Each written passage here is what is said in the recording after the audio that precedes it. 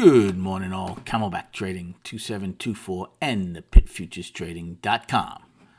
Coming to you this Monday morning, March 23rd, I believe. Yep, March 23rd. And we're looking at the market profile here on Window Trader of the SPY ETF.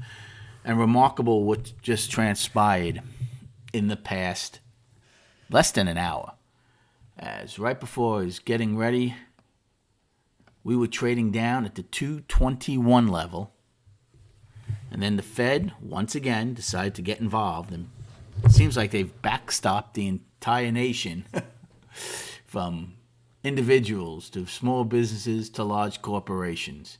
And we've gone from 221 in the SPY as high as 238.89, up $17. And now we're trading back inside M's range from Friday.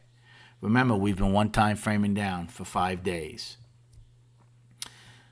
We're at the bottom of a 3-day balance where we closed. If we come out of that 3-day balance to the downside, when you see on the charts, I'm going to show you some very visual levels, especially the 221 level where we were trading this morning before this news came out.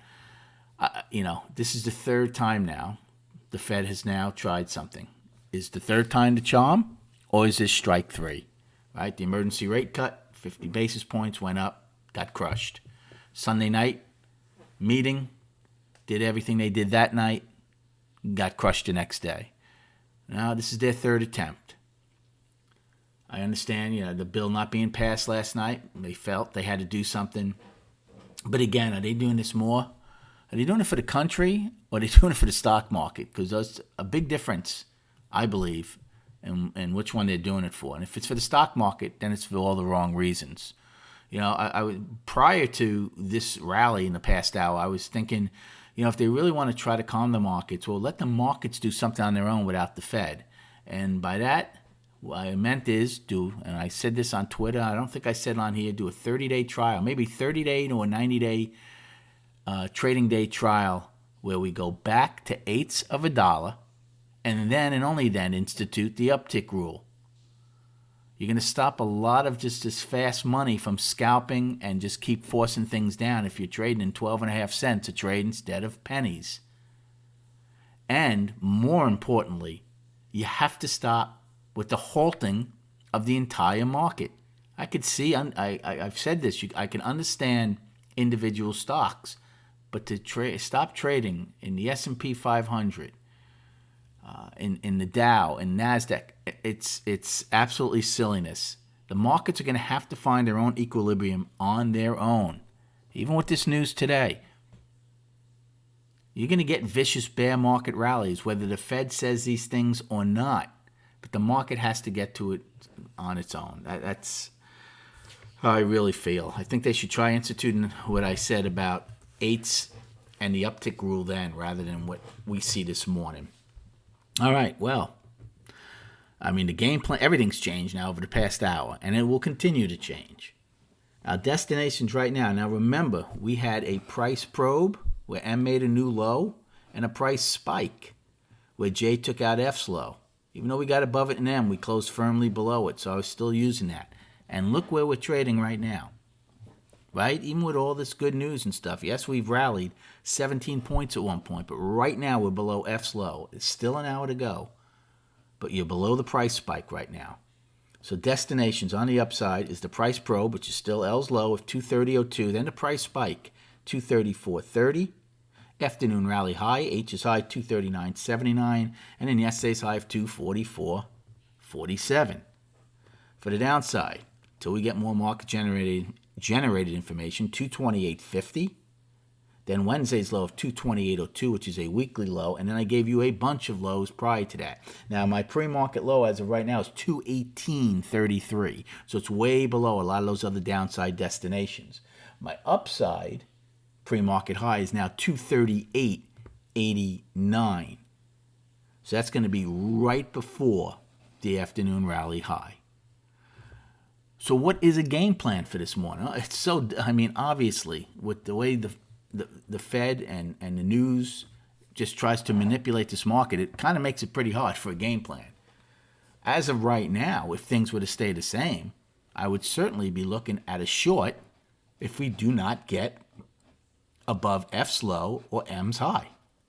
So right now we're trading at 230, 253, which means we've come in over $6 since the high of that news. If you do not get above F's low or M's high, well, then I would certainly expect to test Friday's low and the weekly low. So that would be a short play. On the flip side, if we trade straight down, again, even though we're one time framing down 5 days, it is sort of a balance, especially these last 3 days, as you can see. So you can take a call play against these two lows, but a couple of things. Number one, you'll be buying in lower value. And number two, if it does get taken out, right? I'm not going over the balance rules again. You should all know them by now. But if you get accepted below, not just stretched and back in, but accepted below, which would mean one time framing down, single prints, 2 time frames in a row, you're below it. Then I'd be out of that trade if I was long, and I would be short. So there's a long for this morning, a short for this morning. Acceptance above F and M, you're certainly going to at least trade into the initial balance, probably the POC. POC's 8 wide. I like 9 wide or better, but it's still a visual point. And then your afternoon rally high. Acceptance below these two lows, and we start going for all the destinations I've given you, and then that next very visual reference point on the downside, which we'll go to the charts and speak about now.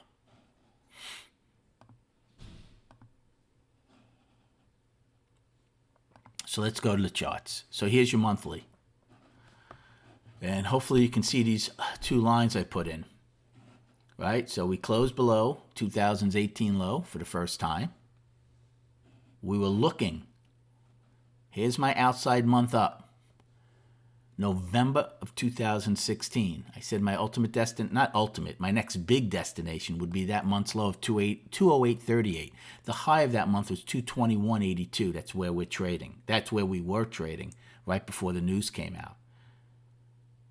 That's the top of a tremendous balance that started back on March of 2014.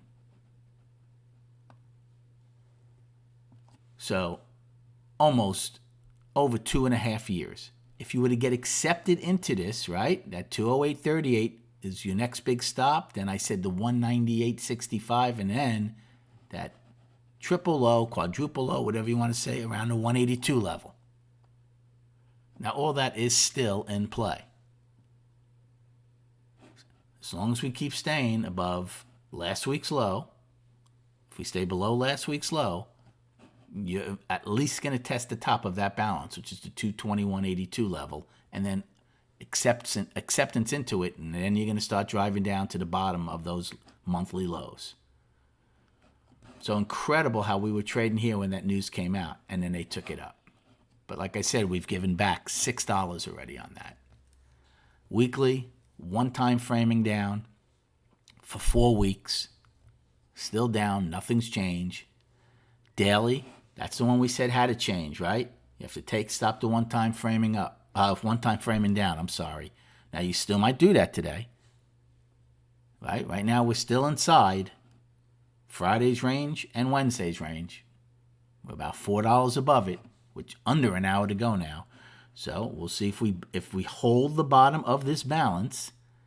Well, then baby steps would be to go at some point, if not today, tomorrow, and take out either today's high or Friday's high. Stop the one-time framing down to work your way up to the top of the 5-day balance. I would like to see it done in a natural order and not by manipulation by the Fed or anybody else. But right now, that's what we're getting. So that's what we have to deal with. Good luck trading today. Have a great day, and we'll recap at 4 p.m.